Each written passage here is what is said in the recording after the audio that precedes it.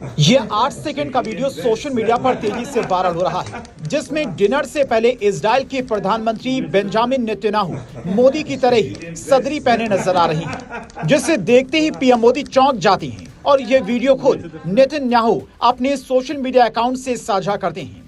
उसके बाद मोदी और नेतन्याहू ज्वाइंट प्रेस कॉन्फ्रेंस को भी संबोधित करते हैं, जहां आखिरी में नेतन्याहू मोदी के सामने ही अपनी पत्नी सारा नेतन्याहू को किस करते नजर आते हैं, जो वीडियो तेजी से सोशल मीडिया पर वायरल होने लगता है।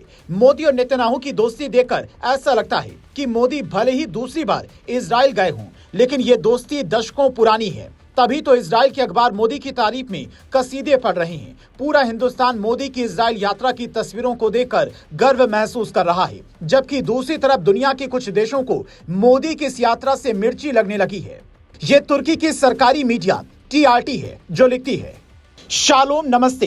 मोदी ने आईसीसी के भगोड़े नेतन्याहू को गले लगाया, हमास की निंदा की, लेकिन गाजा का जिक्र नहीं किया। गाजा में इजरायली बलों की कार्रवाई में हजारों फिलिस्तीनियों की मौत और भारी नुकसान पर चुप रहते हुए मोदी ने अक्टूबर 2023 के हमलों की निंदा पर ज्यादा जोर दिया।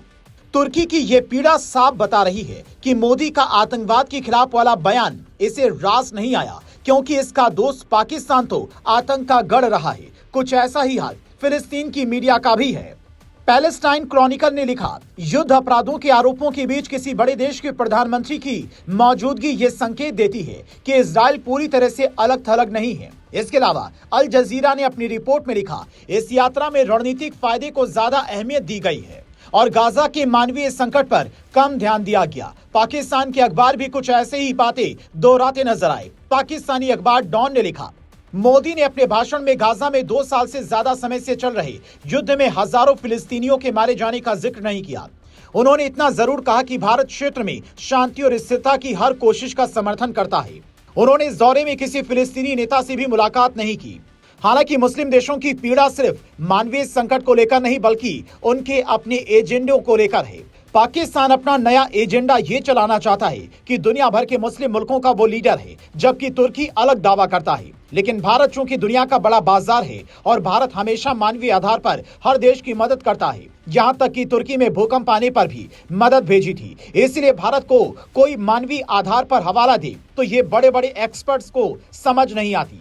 वो यही कहते हैं कि मोदी ने जिस तरीके से आतंकवाद पर सख्त स्टैंड दिखाया, 16 समझौते के बाद साझा बयान में जो संदेश दिया, वो साफ इशारा कर रहा है कि भारत और इजराइल की दोस्ती नेक्स्ट लेवल पर पहुंच चुकी है, जिसका खामियाजा पाकिस्तान जैसे आतंक परस्त देशों को आज ना तो कल भुगतना ही होगा।